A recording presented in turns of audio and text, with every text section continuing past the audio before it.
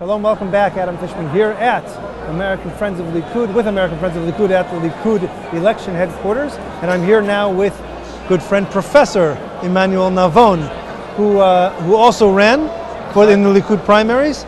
Unfortunately did not get within the top 31 seats and will not be in the next Knesset. However, you are a professor at Tel Aviv University, and you consider yourself, I think you've called yourself a self-described Franglo, is that correct? That's right, because I made Aliyah from France. I was born in France, however, I went to an English-speaking school as a child. My wife is American, so when I ran for Likud, for the primaries, I was trying to represent both the Anglo immigrants and the French immigrants. That's a huge population in Israel.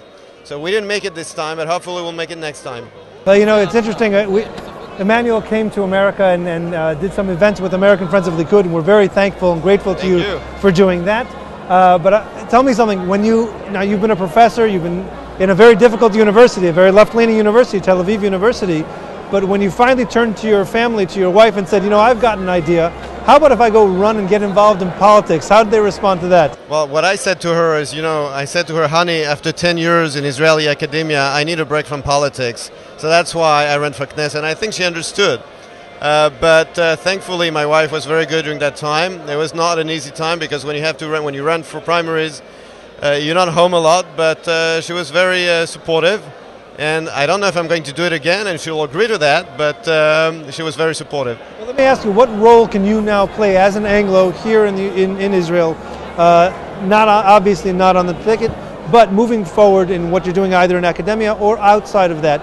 What can you do to affect what we see is happening here? Well, I think that as Western immigrants, we have a lot to contribute to Israel's political debate. We come from democracies, and we come with ideas about what to do about Israel's electoral reform, for example. And when I hear the debate in Israel about how to reform the political system, I think that we have a lot to contribute with our ideas, what we've witnessed in our countries, in our home countries, to Israel's political system. That's what I intend to do. I think there are going to be a lot of talks about the next coalition, about what to do in order to lower the cost of living in Israel. And here, I think we have a lot to talk about. Well, let me ask you, looking at these numbers, speaking of the coalition, give me your sense of what the coalition, the makeup of the coalition moving forward, looking at the numbers, how they break down tonight. I think it's very clear. The coalition that I hope is going to emerge from those elections, and I've been saying this for many weeks, is a coalition between Likud Beiteinu and Habayit HaYehudi and Yesh Atid. Because I think it is the only coalition that will enable the reforms that we need in Israel's political system and economy. And I have nothing obviously against the ultra-Orthodox, but as long as they're in the government, we're not going to be able to reform the economy and the political system.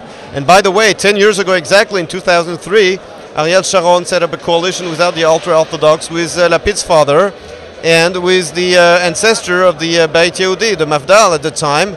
And that was the coalition that enabled Benjamin Netanyahu at the time as a finance minister to reform the Israeli economy. Let me ask you, looking at the numbers, Likud Beiteinu, Yesh Atid, 31-19, and Habayit HaYehudi, that's already just 52. So in order to get those additional 9 seats to get over the hump at 61, they're going to have to look to other parties to do that, and they're going to have to look to Shas at 12 or some of the other ultra-Orthodox parties, no? Well, actually, if you do the math, according to the latest polls, the Likud, I'm not very good at math either, but from what I see is that we have a narrow coalition of 62 MKs with those 3 parties, and honestly, we could have a wider coalition, but it would be unstable. So if we can have a 62 MK coalition that is going to be stable and agree on the economic policy, so I prefer that instead of having a wide coalition that's not going to last anyways and it's not going to agree on anything. So this is actually going to wind up on the outtakes reel because you're absolutely correct. I cannot add. 31, 19, and 12 is in fact 62. So there you go. I was having a doubt myself when he was saying that. I said, maybe I don't know how to do the math. I've learned since I've made Aliyah 8 years ago, and like I said before, I've learned by looking at various bank accounts that somehow, some way, we're able to continue, but for some reason, the math just doesn't work. Doesn't work. Right. It doesn't work. Well, when you compare the income and the cost of living in Israel, the math doesn't work either anyway. So No, absolutely not. But there's nowhere else we'd rather be, that's for sure. right. Well, Emmanuel, I want to thank you for Thank being you. here. Thank you very much. And thank you for being here and for representing the Anglo, the Franglo community, and hopefully in the next government, in the next elections, which, well, let me ask you this question before you leave. Do you think this is a government that will last a full term? Well, I think that if we go for the coalition I just described, it might last. But if we have to put together Yair Lapid and the ultra-Orthodox and Tzipi Livni, they're just going to be fighting about everything, and then we'll have elections in a year and a half. So as I said, I'd rather have a rather narrow coalition of 62 MKs, but the coalition that's going to agree on a clear economic policy. It's the only way it's going to last. Otherwise, a wider coalition that's going to be, with Tzipi Livni handling the what they call the political process, it's not going to last. So let's hope for a very strong coalition that lasts a full 4 years, and unfortunately Absolutely. that means that you will have to wait another 4 years. I will have enough time to get ready. There you go. Thanks again, Emmanuel. Thank you very much. Thank you for coming.